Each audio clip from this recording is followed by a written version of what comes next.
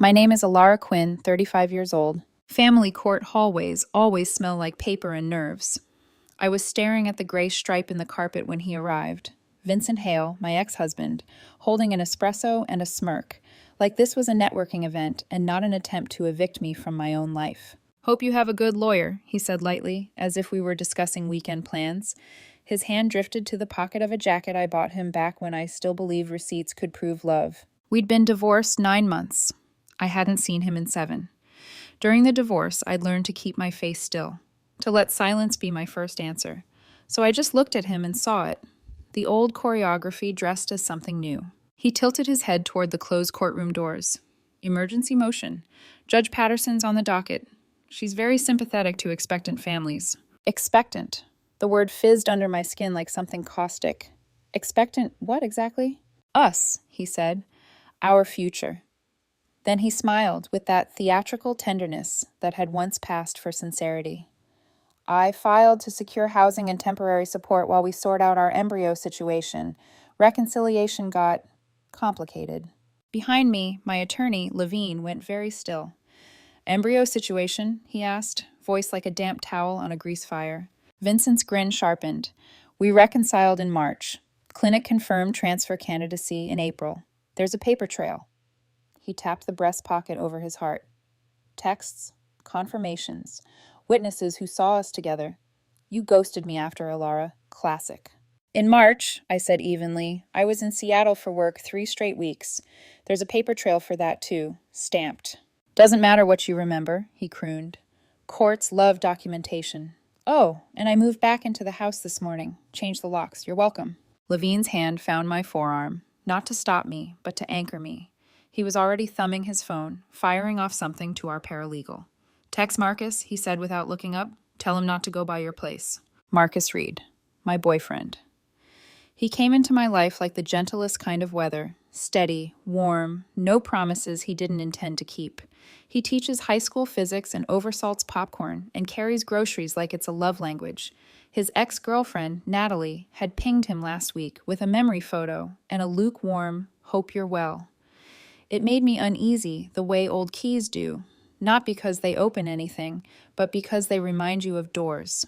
I told Marcus, and he handed me his phone and said, "You can read anything." I didn't.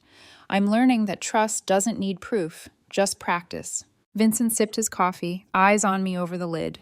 "You always did pick men who like to save people." "I stopped picking men who needed saving," I said. He chuckled like we were sharing an old joke. "We'll see what the judge thinks." What I wanted to say was that the last time a judge saw him, forensic accountants had traced $87,000 he'd siphoned from our joint accounts.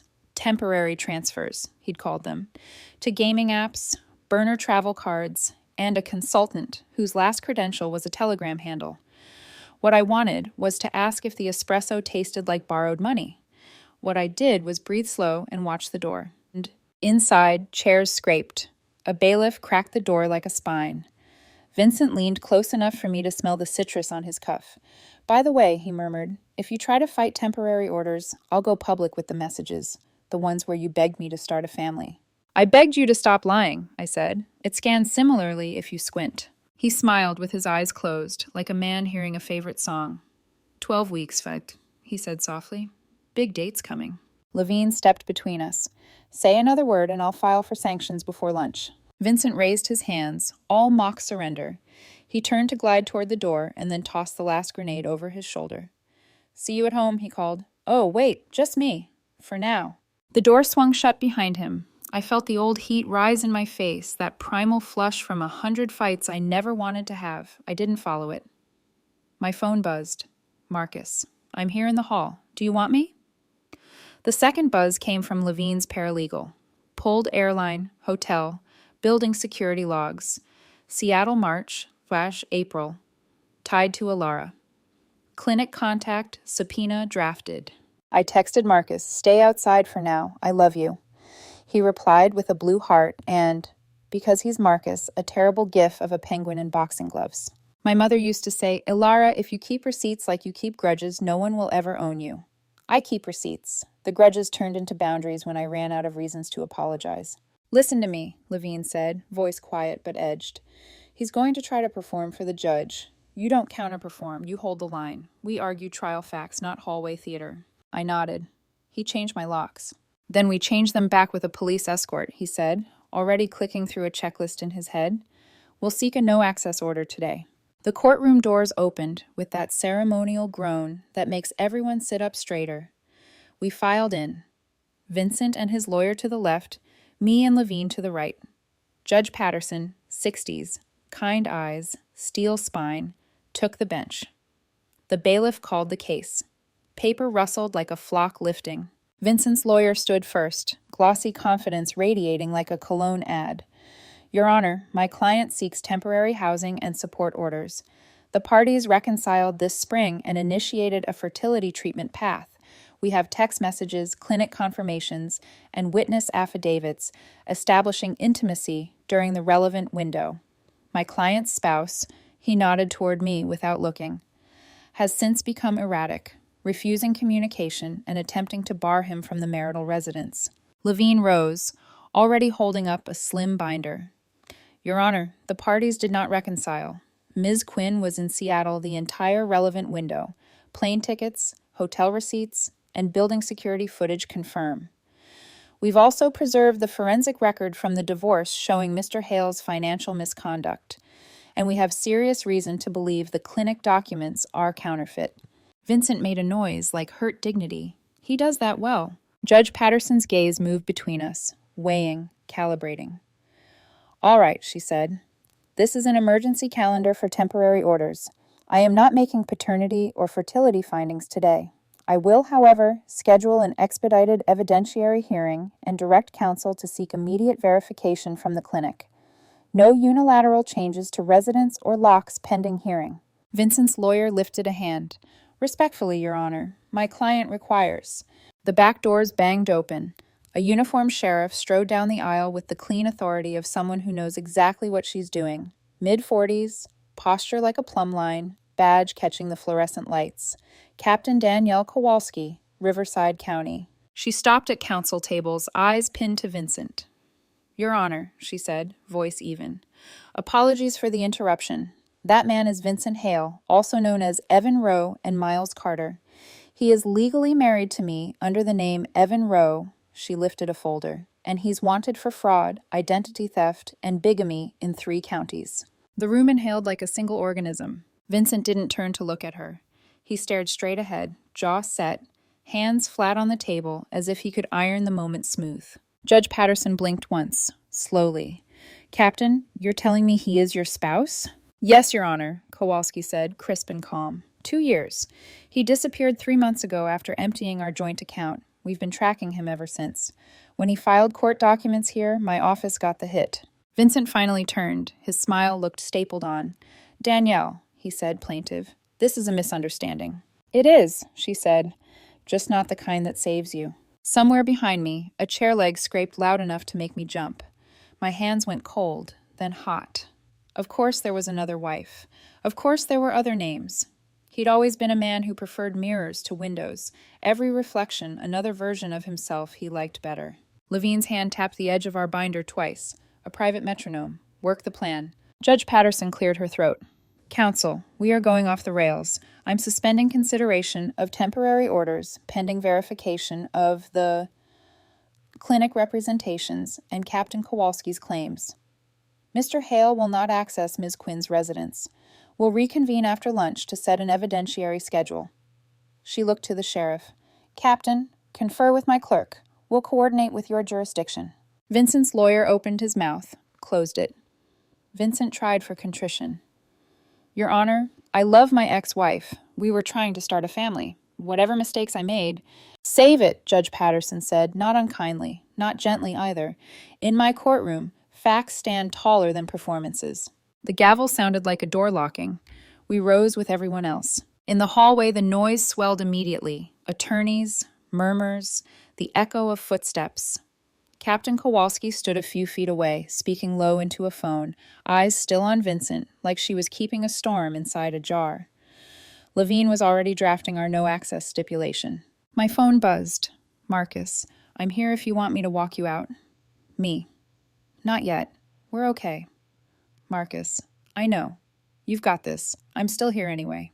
I leaned against the cool wall and let my head rest back for 3 seconds. Just 3. Long enough to feel the first thread of fury loosen, long enough to recognize the clean, bright edge of relief cutting through it. He'd built a lie big enough to climb, and today, finally, it was starting to collapse under his weight. Vincent passed me on his way to the men's room with 2 deputies shadowing him. He paused, turned his head like an actor catching light. "This isn't over," he said softly. "No," I said. "It's finally beginning." The hallway buzz didn't settle. It thickened. Reporters weren't here. Family court frowns on spectacle. But gossip travels faster than camera trucks.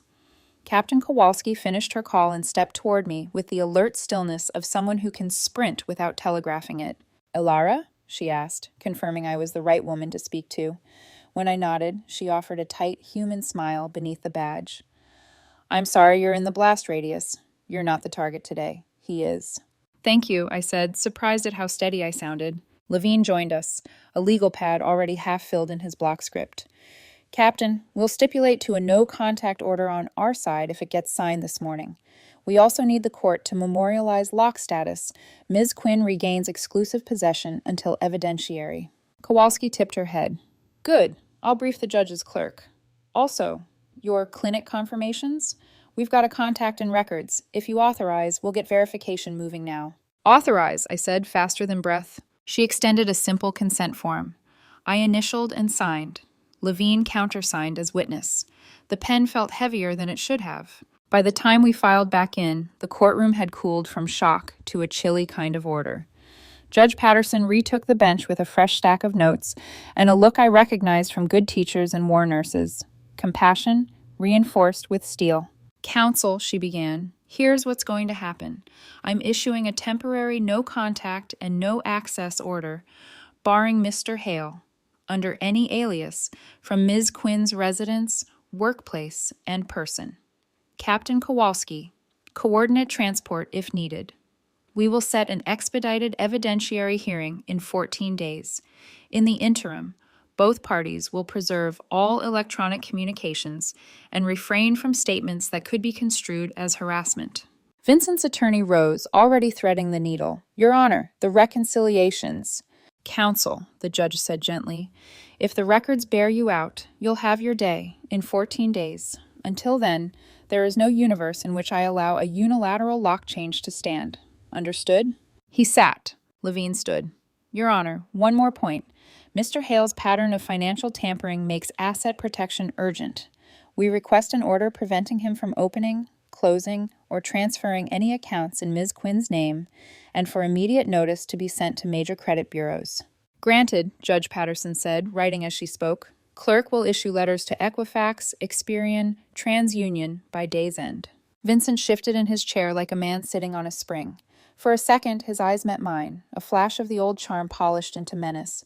He'd always hated locked doors that weren't his idea. The bailiff handed out copies. The gavel tapped, not theatrically, just enough to signal that the structure would hold. Outside, Marcus was a straight line of warmth against the wall. He didn't rush me. He opened one arm. I walked into it. "We're heading to the house," Levine said, scanning his watch.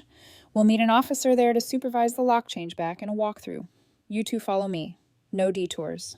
"Captain?" I asked. Kowalski was already halfway down the corridor, speaking into her radio. She turned, voice carrying without being loud.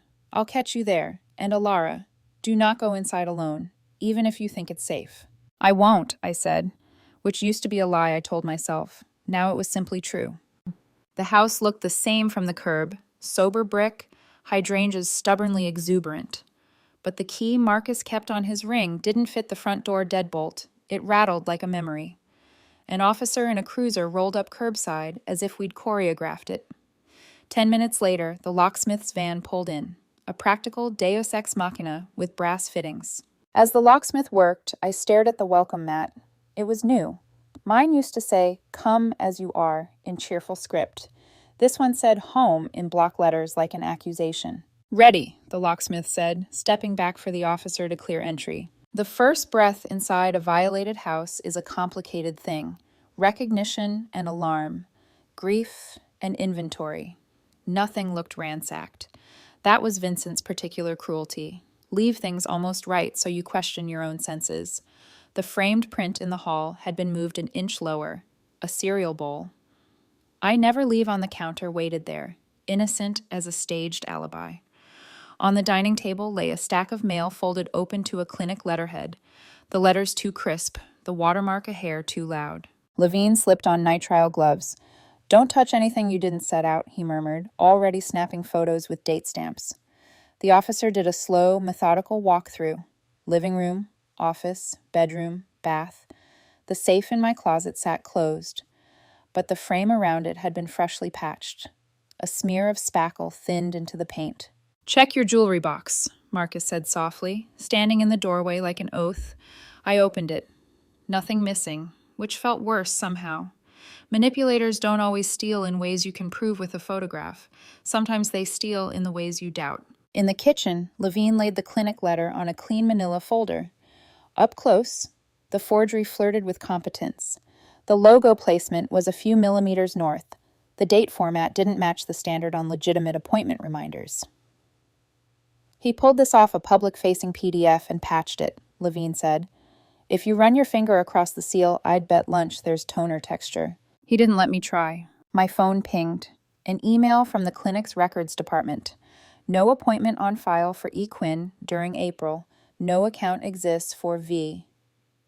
Hale, Evan Rowe, Miles Carter." Attached, a formal verification letter with a case number and the digital signature block of their compliance officer. The timestamp was 20 minutes old. Captain Kowalski moved fast. I forwarded the email to Levine and, at his nod, CC the judge's clerk and Kowalski. It felt like sliding a brick into the right place in a wall. Kowalski arrived as we were finishing the walkthrough. She took in the forged letter with a glance, the spackle frame with a second. "Classic staging," she said. "He wants to look lived in, not messy. Leaves a breadcrumb you can find that proves his story." "Will he come back?" I asked. "Not today," she said. "He's got bigger fires, but he'll try to light smaller ones to keep you busy." Smaller fires arrived on schedule. At 3:17 p.m., Marcus's department chair forwarded an anonymous email alleging that Mr. Reed fraternizes with a married woman embroiled in litigation and brings personal drama into the classroom. The chair added a line. "We're ignoring this nonsense. Just a heads up." At 3:41 p.m., a burner Facebook account with my name, spelled wrong, messaged two of my coworkers claiming Marcus was financially controlling me. I screenshotted and sent to Levine, who added them to a running harassment log. At 4:05 p.m., Natalie, Marcus's ex, texted him a sudden, nostalgic, aching paragraph about what we had and doors that never really close. He handed me the phone before reading it. "I'll block her if you want," he said. "I don't want you to do anything for show," I said, "but I want it blocked because you want it blocked." He smiled, rueful and real. "I do." He typed and set the phone down face up like an offered palm. It dinged again. Blocked. Then, like rain on a roof, I felt the tension ease by degrees. Levine corralled the locksmith to install smarter deadbolts and a keypad with a code I chose without telling anyone but Marcus and the officer logging the change. We stood in the foyer signing chain of custody forms for the forged letter and staging photos. The house smelled like sawdust and citrus cleaner, ordinary things trying their best. By evening, we were back at the firm's conference room. Neutral ground with good coffee and a view of a parking garage that made me feel curiously safe. On a screen, the clinic's verification letter glowed like a lighthouse. Next to it, Levine had built a timeline. Seattle trip, boarding passes, hotel folio, security cam stills of me hauling a suitcase and a takeout bag, divorce forensic report, the $87,000 siphon, locksmith invoice, police report logging reentry, harassment snapshots, and Kowalski's alias matrix, Vincent's names braided across states and years like a bad family tree. "We'll serve this packet tomorrow," Levine said. "The judge will see the forgery before lunch. Captain, any movement on your side?" Kowalski leaned back, the kind of tired that still stands straight. "Warrants for identity theft and bigamy are live. Fraud charges are stacking. He applied for a credit card last night as Miles Carter using Alara's address. Denied, but the attempt helps us." "Why Alara's address?" Marcus asked. Because he wants to tether her to his claim, Kowalski said. People like him build narratives out of other people's mail. I thought of the cereal bowl, the lowered frame, the welcome mat spelling home like a spell. He doesn't live anywhere unless someone else believes he does, I said. It wasn't poetry, it was logistics. Around 9 p.m., when the building had the hush of an airplane at cruising altitude, my phone lit again. Unknown number. Voicemail landed without a ring. I put it on speaker because secrets are an old habit I'm done with. His voice, smooth, performative, filled the room. Alara, Vincent said, we don't have to do this in public. I can be generous. Walk away from the house and I'll withdraw the embryo claim. We'll call it even. Levine didn't even look up from his notes. Save that, he said. It's extortion light. Judges hate extortion light. I saved it. Then I saved it again, as if the second save could quarantine the tone. Try to sleep, Kowalski said, gathering her folder. He's going to thrash. Let him. We'll anchor to paper and timestamps. Paper and timestamps. It's funny what words make you feel held. At home, the keypad beeped its small, certain approval. Inside, I paused in the doorway, listening the way you do before trusting a dark room. Marcus set our grocery bag on the counter and pulled mugs from the cabinet like we were the only people who had ever touched this house. Your couch? He asked. Or my anti-theft, romance-free plan to make chamomile and pass out in our shoes? Couch, I said. We chose the end cushions like a habit. I tucked my feet under his leg. It sounds like nothing. It was everything. I hate that he knows how to make a mess without moving anything, Marcus said, voice low. I hate that the mess looks like you, so you doubt yourself. Not tonight, I said. Tonight I watch a forged letter fall apart under fluorescent light. He pressed his cheek to my hair, quiet stretched, the good kind. On the coffee table, the locksmith receipt lay folded like a small white flag. I touched the crease and thought of the clinic email, of Judge Patterson's pen, of Captain Kowalski's badge, of Levine's block letters, of Marcus's blocked contact, of the new code no one else could punch in by charm alone. There's a story some people try to sell you. Love is fighting for chaos together. I don't buy it anymore. Love is refusing to call chaos a home. Outside, a delivery truck rattled past. Inside, the house settled around us like a body unclenching. 14 days until evidence. 1 night until morning. For the first time in a long time, those felt like numbers I could live in. The next morning began with headlines, quiet ones, tucked beneath weather and local zoning. But they're all the same. Man arrested on bigamy and fraud charges at family court. No names in the body, just aliases. Still, every person who needed to know could read between the lines. By the time I reached Levine's office, he'd already printed the article and pinned it to our file. Free press is doing the legwork, he said. We focus on verification. Captain Kowalski arrived 10 minutes later, crisp uniform, coffee in hand, hair pulled back like it had never met exhaustion. She dropped a thick folder on the table, preliminary findings. Inside were copies of driver's licenses, different names, same eyes, Vincent Hale, Evan Rowe, Miles Carter. Every alias wore the same faint half smile, the kind of confidence that comes from getting away with it too long. My stomach tightened as I flipped through them. How many women? 3 verified marriages, 1 pending investigation in Nevada, Kowalski said. Each ended after large transfers, medical claims, or a fake pregnancy narrative. The man's a pattern machine. Levine slid her a copy of our forged clinic letter. He moved from fake pregnancies to embryo stories when he realized courts are more cautious about modern fertility claims. It's the same scam, new packaging. He builds empathy, I said, almost to myself. He knows what will make people hesitate before calling him a liar. Exactly, Kowalski replied. That hesitation is his weapon. She passed over another sheet. It listed withdrawals, loans, and interstate wires, more than $240,000 across 5 years. He's a parasite, Levine muttered, feeds on institutions, marries empathy, and uses bureaucracy as cover. Kowalski leaned back, folding her arms. And he's good at it, but not good enough to beat timestamps. At noon, Judge Patterson called a brief emergency hearing to review the new evidence. The courtroom felt smaller than it had yesterday, tenser, like everyone knew they were standing in the blast zone of someone else's implosion. Vincent shuffled in wearing the orange of remand custody, wrists cuffed in front. He tried for charm, but it cracked around the edges. Your Honor, he began, there's Betrayal. L.J. He hesitated. Don't fine. He didn't. Yes, Your... The gave. Vincent. Levi. Vincent. I'll remember. The buy. Back in Levine's conference room, we began triage. Every document Vincent had forged, every account he'd touched. Levine spread the pages across the table like a crime scene map. He used your marital data to build new identities. Birth dates slightly altered, socials transposed. He's his own ecosystem. Kowalski nodded. And that ecosystem's collapsing. She turned to me. We'll need a full statement about your timeline. When you met, the accounts, anything unusual near the end. I'd prepared for this moment, rehearsed it in therapy, but speaking it aloud was still like walking barefoot on glass. We met at a fundraiser, I began. He said he worked in nonprofit outreach, helping at-risk teens. I thought it was admirable. He understood vulnerability like a language. Within 6 months, he'd moved in. Within a year, married. I described the subtle isolation, the money for temporary projects, the first time I noticed missing funds, and the last argument, the one where he called me paranoid for installing cameras. Those cameras saved you, Kowalski said quietly. I nodded. I know. I just wish I'd listened to myself sooner.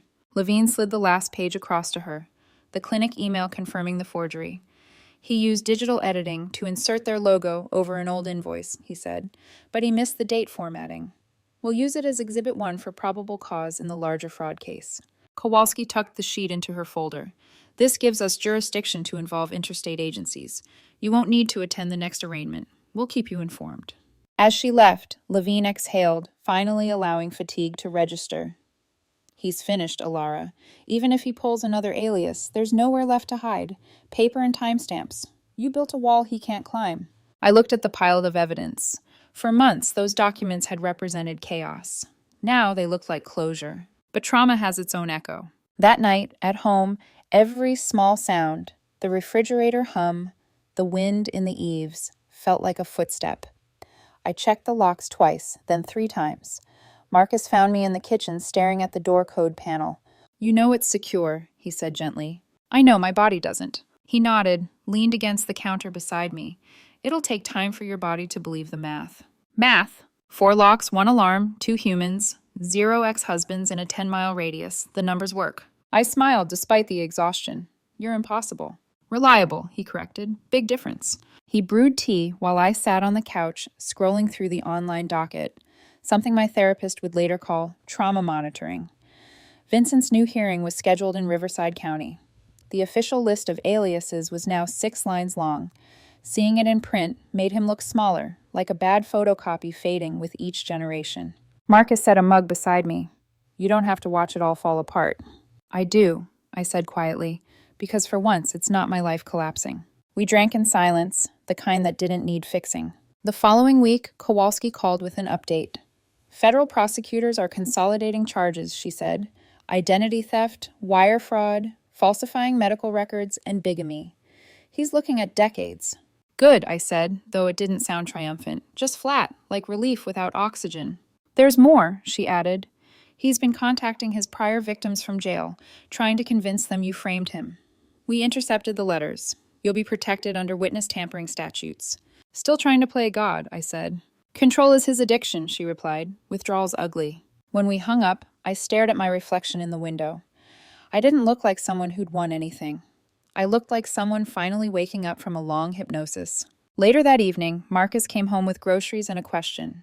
How do you feel? Free, I said after a pause. And strangely, empty. He nodded.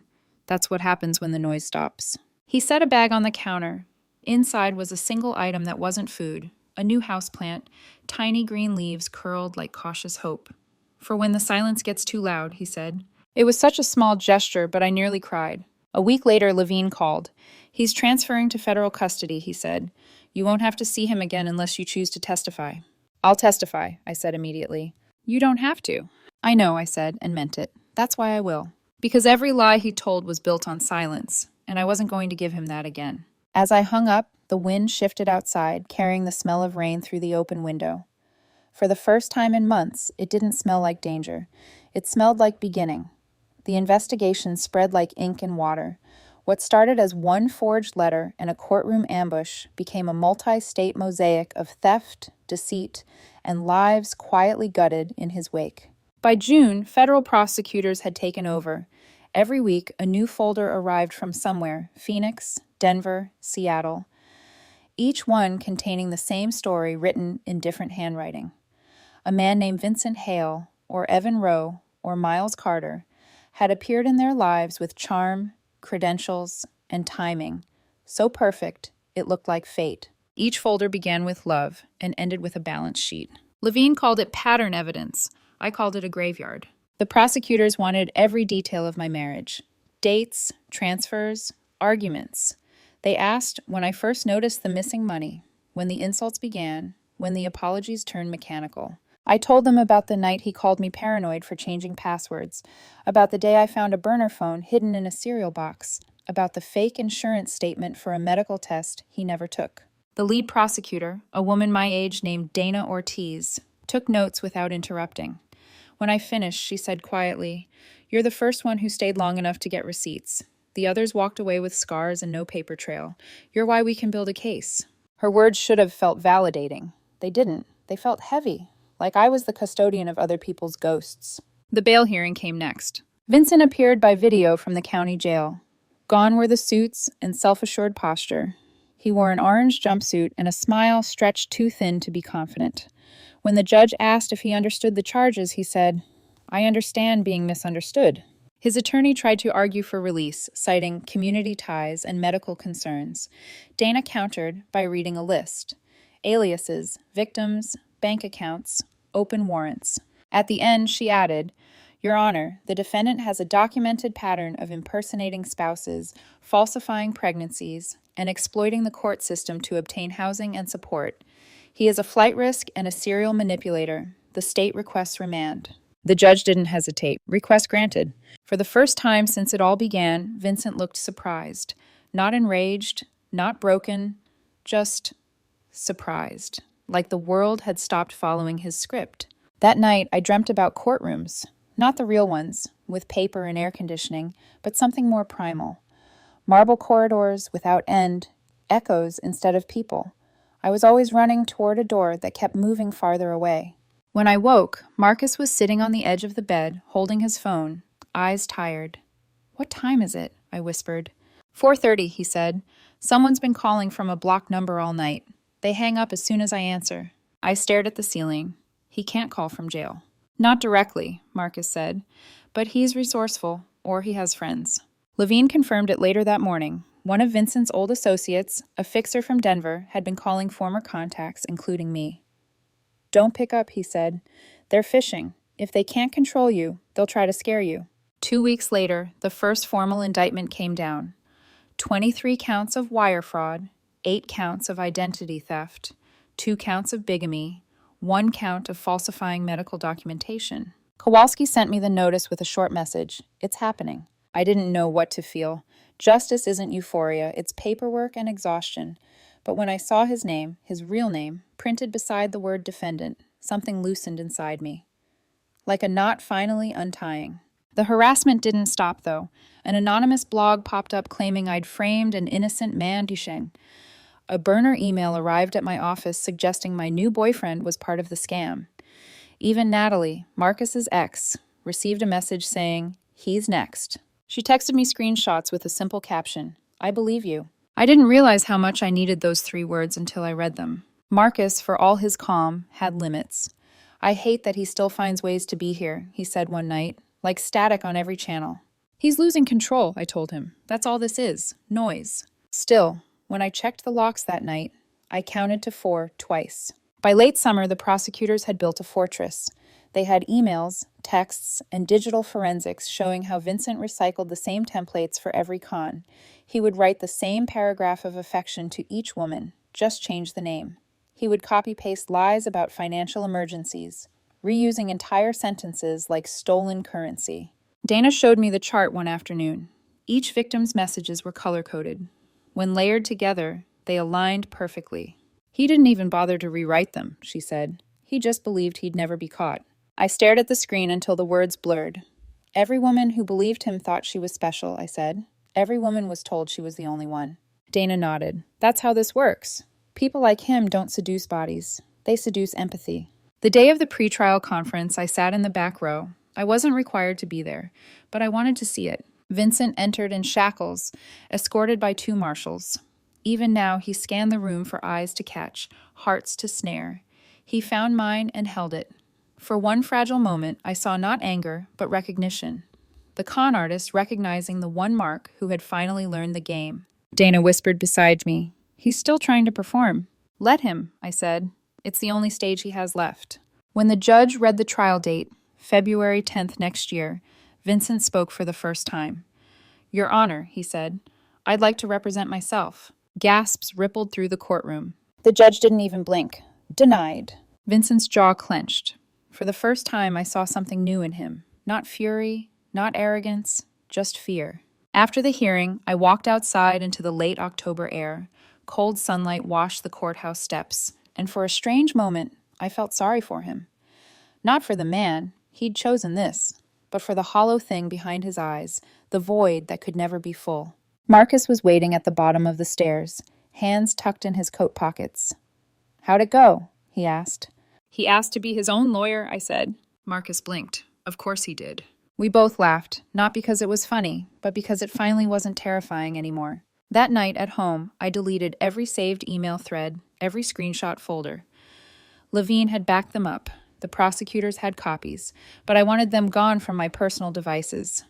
I didn't need daily reminders of who I'd been to him. Marcus poured 2 glasses of wine. To what? He asked. To clean slates, I said. He raised his glass. To facts over performances. We clinked. The sound was small but honest. Outside, rain tapped the windows like punctuation. It was the first night I slept through till morning.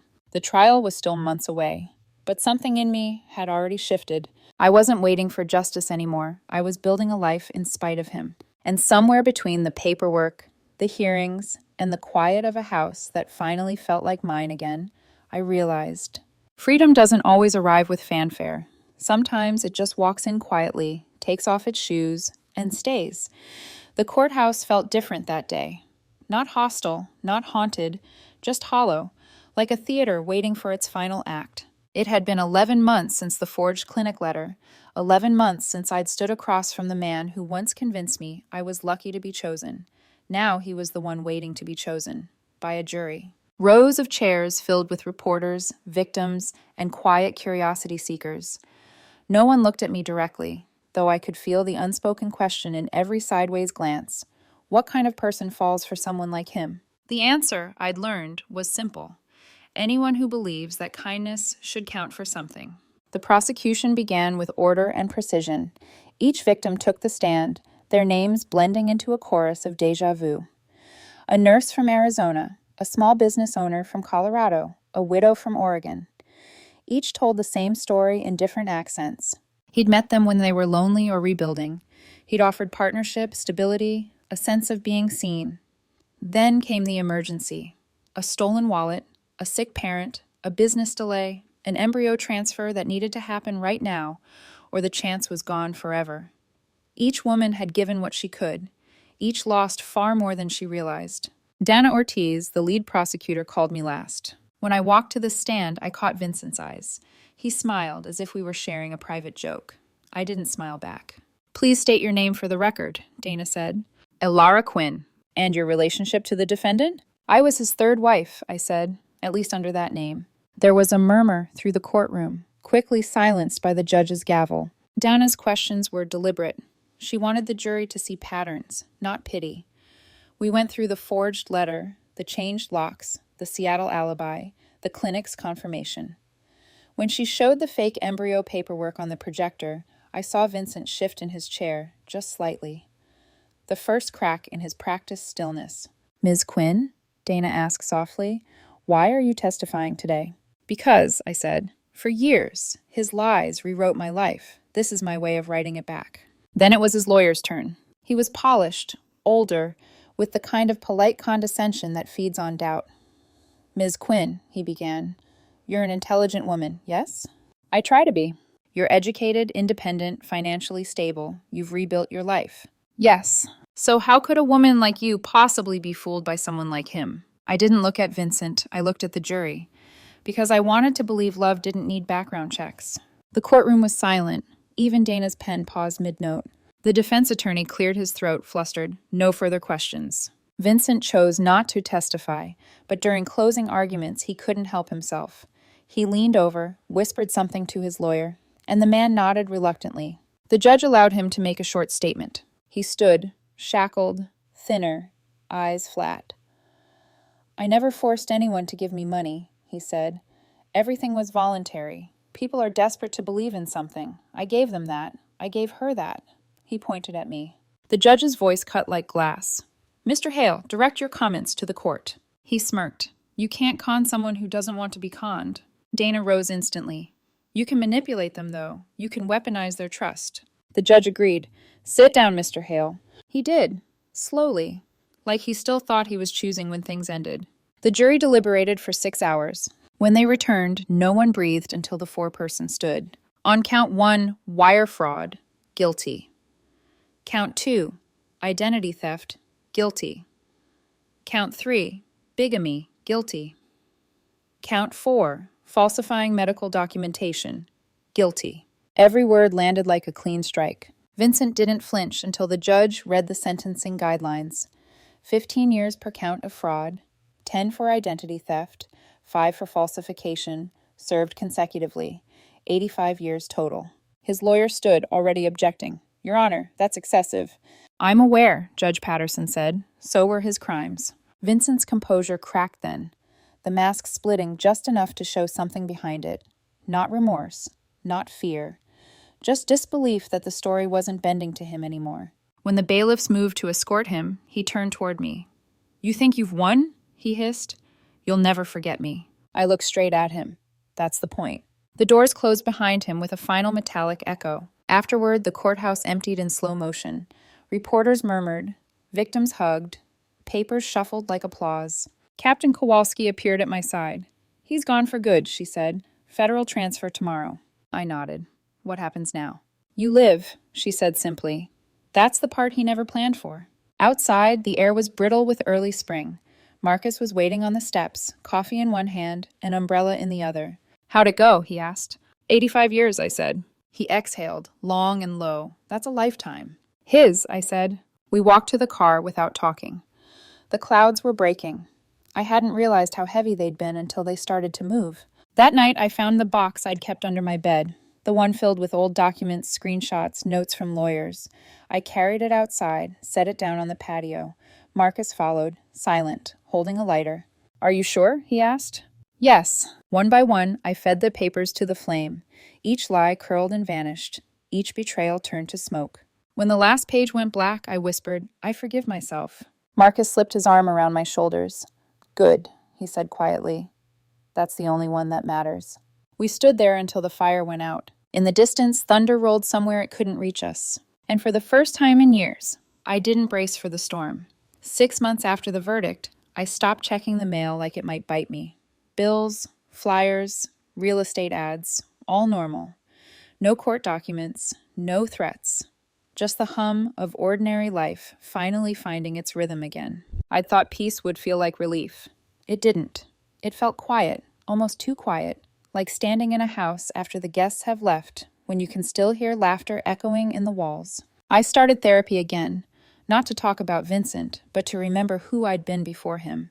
My therapist, Dr. Huang, specialized in financial and relational trauma. She didn't ask what he did. She asked what I believed because of him. That was harder. I believed I was naive, I told her once. I believed I was broken for loving someone that dangerous. She smiled gently. And now? Now I believe I was targeted because I still thought love should be safe. That's not naive, she said. That's human. I cried in her office for the first time that day, not because of pain, but because of recognition. Marcus was patient through it all. He never asked for updates or explanations. He just built a new routine around me, as if peace itself needed structure to survive. Morning coffee in this kitchen. Evening walks with our new rescue dog, a mutt with mismatched ears we named Atlas, because he carried the whole world on his back but still wagged his tail anyway. We moved slow, deliberately. No grand gestures, no declarations, just presence. Sometimes he'd find me staring out the window and say, "Tell me what you're thinking." I'd answer honestly, that it's weird not to be scared anymore. He'd nod. "Weird is good. We can get used to weird." In September, my sister invited us to a board game night at her place. I almost said no. Crowds still made my heartbeat spike. But Marcus squeezed my hand. Let's just try an hour. If it's too much, we leave. That's where I met Natalie. Yes, that Natalie. Marcus's ex. She'd been invited by my sister's husband, who'd kept in touch with her from college. When she saw us walk in together, she froze. Then she smiled, hesitant but genuine. I should probably say this right away, she said. I didn't know you'd be here. If this is weird, I can go. I shook my head. Don't, stay. And just like that, something old unclenched. She wasn't a threat. She was just another person who'd loved him once, like I did now, and who'd also been hurt by someone else long before him. Halfway through the night, while everyone argued over Scrabble tiles, she leaned toward me. He's different now, she said softly. More grounded. You did that. No, I said. We did. That night, as Marcus drove us home, I told him what she said. He smiled. That's the first time someone's complimented me through an ex. Progress, I teased. We stopped for takeout and ate it in the car, windows down, music low. It wasn't glamorous. It was perfect. By winter, life had grown roots again. I'd gone back to consulting, this time helping fraud prevention teams design training for recognizing social manipulation. The irony wasn't lost on me. I was turning my worst chapter into a manual for someone else's survival. Marcus encouraged it. Take what he used to break you, he said, and use it as armor. He was good at metaphors, terrible at cooking. The smoke alarm and I had an understanding by now. On Christmas Eve, he handed me a small box wrapped in gold paper. Inside was a silver key, simple, unadorned. The cottage, he said. The one near the river. The one you said felt like breathing. I stared at him, stunned. Are you asking me to move in? I'm asking you to stay, he said. For real, this time. I didn't cry. I laughed. The kind that feels like it's cleaning you out. Yes, I said. I'll stay. The next year was full of small beginnings. We planted herbs in the kitchen windowsill. We adopted a second dog. We started hosting dinner nights. Just close friends. No big groups, no cameras, no ghosts. One night, while cleaning up dishes, Marcus said, You know, I think you saved me too. I raised an eyebrow. From what? From thinking safety was boring. I laughed. Safety's underrated. So are you, he said, kissing my temple. Then, in early spring, a letter arrived from the Federal Bureau of Prisons. For a moment, my throat went dry, the old reflex of panic snapping awake. But it wasn't a threat. It was a notification of transfer. Vincent had been moved to a long-term federal facility in Kansas. No parole eligibility for 40 years. I sat at the table, letter trembling in my hands, until Marcus came in. He took one look at me and asked, Is it him? Yes, he's gone. For good? For good enough. We poured 2 glasses of wine and toasted to the strange relief of bureaucracy doing its job. That night I dreamed of him for the last time. Not in anger, not in fear, just standing in a doorway I didn't recognize, trying to smile the way he used to when he still believed his charm was magic. But when he spoke, no sound came out. The world around him blurred, then burned to white, and I woke up, heart steady, breath even. It wasn't haunting anymore. It was goodbye. The following spring, Marcus proposed. Not in grand speeches or with champagne. We were hiking, the sky wide and kind, when he stopped mid-trail, pulled a ring from his jacket, and said, We've both been through enough endings. Let's make this one last beginning. I said yes. When I told Dr. Huang, she smiled. You're not replacing the past, she said. You're rewriting what safety looks like. The wedding was small. 20 people. No photographers. No spectacle. Captain Kowalski came, in civilian clothes this time, and handed me a single white envelope as a gift. Inside was a handwritten note. For the woman who turned evidence into freedom. As the ceremony ended, Marcus whispered, You okay? I looked around. Family, friends, sunlight flickering through trees. I'm better than okay, I said. I'm real. And for the first time in years, I believed it. The years that followed felt like borrowed light. Not dramatic, not cinematic, just steady. I learned that peace isn't a single moment. It's 1,000 quiet ones stitched together until the noise finally stops echoing. Marcus and I settled into our small house by the river, the one with the wide porch and the blue shutters that always stuck in the rain. Atlas would nap in the doorway, his tail occasionally thumping when the wind shifted. Sometimes I'd catch Marcus watching me while I worked on my laptop, the late sun brushing across his face. "Still waiting for the other shoe?" he'd ask. "Maybe," I'd admit. "Then I'll make sure it never drops." He always said it like a promise, not a performance. 3 years after the wedding, I received another letter, this time from the parole board. Vincent had applied for early release. He'd served less than a decade of his 85-year sentence. The words blurred as I read. I didn't feel fear, only disbelief, the kind that still tastes metallic. I called Dana Ortiz, the prosecutor. She sighed when she picked up. "You got the letter, huh?" "Yeah." "He's not getting out, Ilara. It's procedure. Every few years they try." "Do I need to do anything?" "You can submit a statement if you want, but honestly, the board already knows who he is." Still, I wrote one, because closure isn't a single act, it's maintenance. Statement to the parole board. 10 years ago, Vincent Hale, also known as Evan Rowe, Miles Carter, and others, stole from me things that can't be itemized: trust, time, safety. He used love as a disguise and empathy as a weapon. But he failed. Because now I live a life so ordinary, it feels miraculous. I wake up safe. I work. I love. I rest. He taught me what manipulation looks like. He taught me that truth, once spoken out loud, can't be stolen again. Please keep him where he belongs, not out of vengeance, out of protection for others who haven't yet learned to see the signs. Respectfully, Ilara Quinn Reed. When I hit send, I felt something I hadn't in years. Not anger, not grief, just distance, like watching an old movie where you no longer recognize yourself in the character. A month later, Dana called back. "Parole denied, unanimous." "Good," I said simply. That night, Marcus grilled dinner on the porch while Atlas barked at fireflies. When I told him about the decision, he nodded. "I figured," he said. "You didn't even flinch when you opened that letter."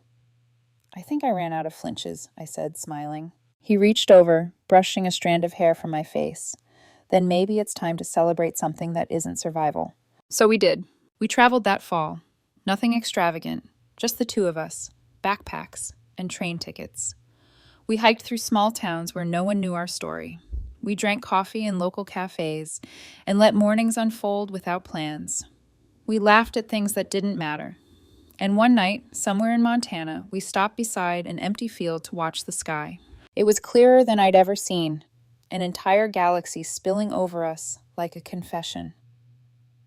I remember whispering, "Do you ever think about how many versions of us there could have been?" Marcus leaned back on his elbows, eyes on the stars. "Only this one," he said. "The one where we made it." When we came home, I started writing again. Not about Vincent, not about the trial, about healing, about the slow, mundane miracle of mornings that start without dread. The book wasn't meant to be published, but it found readers anyway. Other survivors, other rebuilders, people who had walked out of the same kind of fire and needed proof that peace wasn't fiction. Emails began to arrive from strangers. "You made me feel less alone." Each one reminded me that stories, even painful ones, can become bridges instead of scars. 5 years later, another call came, this time from Captain Kowalski. Her voice was calm but gentler than usual. "He's gone," she said. For a second, I didn't understand. Then I did. "An aneurysm," she added. "Quick, no foul play, no fanfare." I sat very still. The wind moved through the house, tugging at the curtains. "How do you feel?" she asked. I thought about it. "Grateful," I said, "and sad that I can't feel sadder." "That's okay," she replied. "Some deaths happen years before the body catches up." After we hung up, I told Marcus. He poured 2 glasses of water. Not wine, not champagne. "Here's to the end," he said. "To the end," I echoed. That night, we drove out to the edge of town, to the same overlook where he'd proposed. We brought nothing but a blanket and the dog. The stars were endless again, quiet witnesses, patient and bright. "I used to think closure meant forgetting," I said. "And now?" "Now I think it just means the story stops hurting." He took my hand. "And this one?" he asked. "Still hurts?" "No," I said. "This one healed." We lay there in silence, Atlas curled at our feet, the night breathing around us. And as the world turned slowly above us, I realized something simple and vast. Peace had never been the absence of pain. It was the decision to keep building after the ruins. To choose love again, not because it was safe, but because it was real. And in that stillness, under the sky that had watched everything, I finally understood. The best revenge is living a life that needs no defense.